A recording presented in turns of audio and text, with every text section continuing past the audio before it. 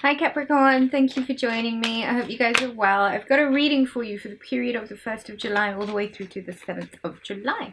I'm going to shuffle the cards and we will get into the reading. So, Sun is still very much still in Cancer up until the 22nd of this month. We've only just had a full moon in Capricorn in your sign.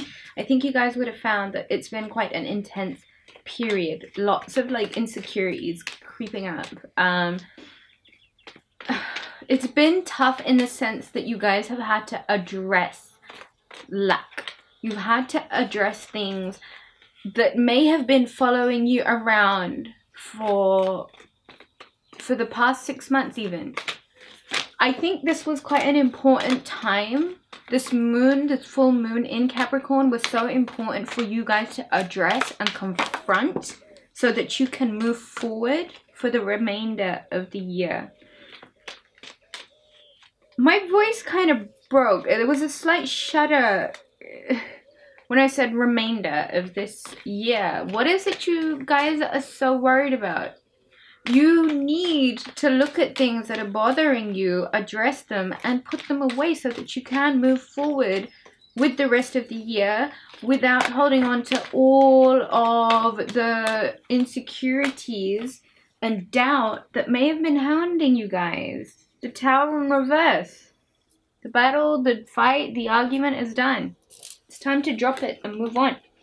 It's time to move on. Right, let me call out the cards. And we will get into the reading. Okay.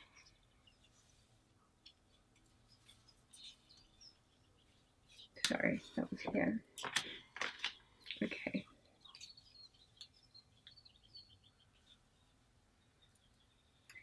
Capricorn. Tower in reverse at the bottom of the deck. I have the the 8 of Swords.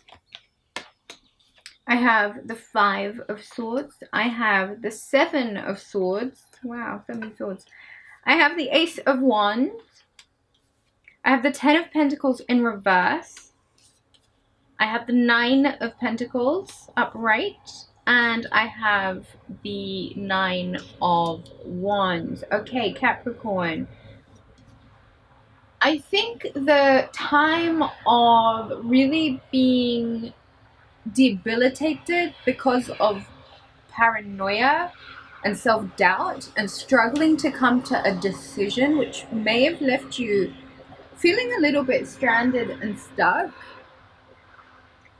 I think you'll find coming into July, a lot of that's really going to end. I think you're going to find yourself wriggling out of tricky situations, really overcoming your battles. The 5 of Swords very much is a card of victory. Someone who has gone to war, been steadfast in his fight, and won.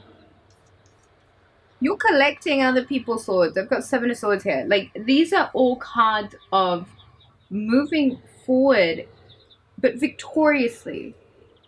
I think in terms of stress and mental pressure, there's going to be a real release to it. If anything, it's going to give you a new forward movement, a new power, a new feeling of wanting to really grow a project, grow a business idea, grow a relationship, or even a home situation where you weren't necessarily feeling so particularly abundant. I think Capricorn, this week really gives you an opportunity to come back to reality and see that there are lots of beautiful things around you. The only thing here is that she doesn't look like she's particularly insecure. Capricorn, you need to be able to own your own without it being so burdensome and problematic. Take this week to really seek what it is that you've got around you that may feel like it's quite confining. Where do you feel limited? Where do you feel like there's no room for improvement, which is actually stopping your actual growth? I think you really, really, really need to have let this full moon address and illuminate these burdens, and understand that, you know, you're in such a fantastic position to create something, really make something of yourself.